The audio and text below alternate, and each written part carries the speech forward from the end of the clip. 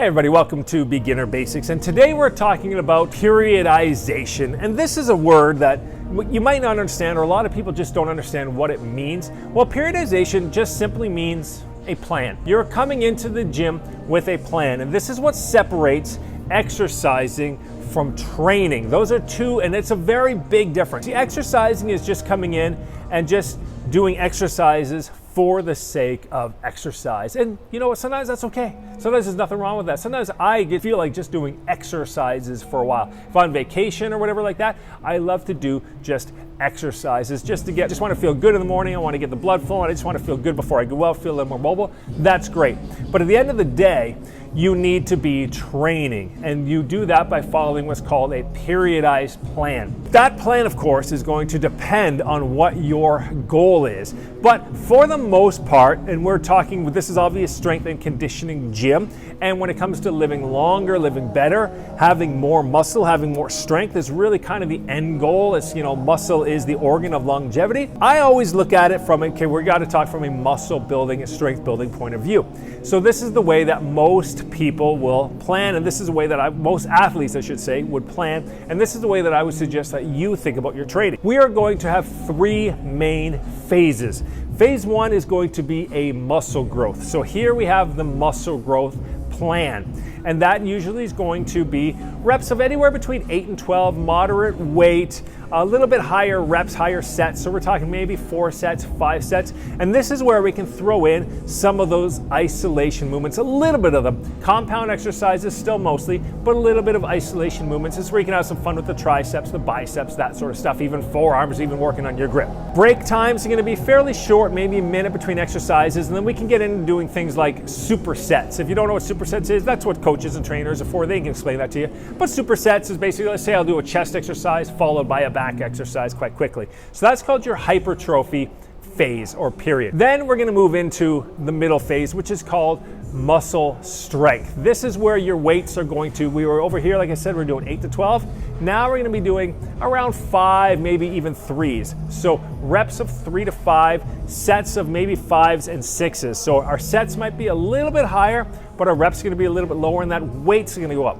Over here, we might have been doing about 70% of our 1 rep max. 1 rep max, what does that mean? That means a weight that you can lift one time. So to make it really simple to math, let's say you can bench press 100 pounds one time. So over here, we'd be bench pressing about 70 pounds, okay, for about 8 to 10 reps. That's 70% of your 1 rep max. Now we get over to this phase, knowing that our bench press is set 100 pounds, is the one we can do once. We might put it up to, say, 90%, so 90 pounds, and I'm only going to do that 3 times. So this is called the strength phase. Now in the strength phase, you'll probably be cutting down on your cardio, and you're going to be cutting down on those accessory exercises or those isolation exercises. Saying that, you may toss in what's called an accessory exercise, which is basically an isolation exercise, but a little more targeted towards performance. So that means if you're, say, doing deadlifts or squats, you may then say, hey, you know what, I've noticed my hamstrings are a little weaker. That's where I'm not getting up. I'm struggling with these heavier deadlifts and squats, so I'm going to do something to target the hamstrings in particular.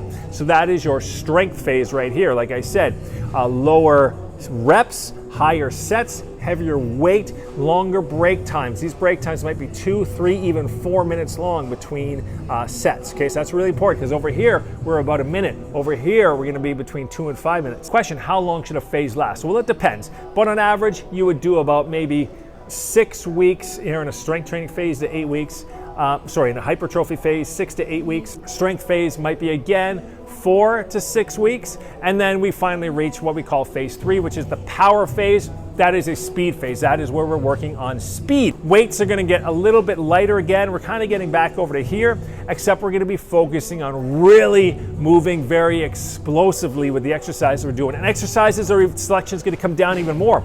Might be 3 exercises, might be 2 exercises in a set. You are not going to feel that, that crazy cardio, really feel beat up over here in the concentric portion. It's going to be explosive. Now, you might notice that your muscles are a little twitchy after, but that's because if you're doing it properly, your central nervous system is going to be a little overstimulated. And the concentric power phase, you probably won't be training more than about 3 days a week for that phase.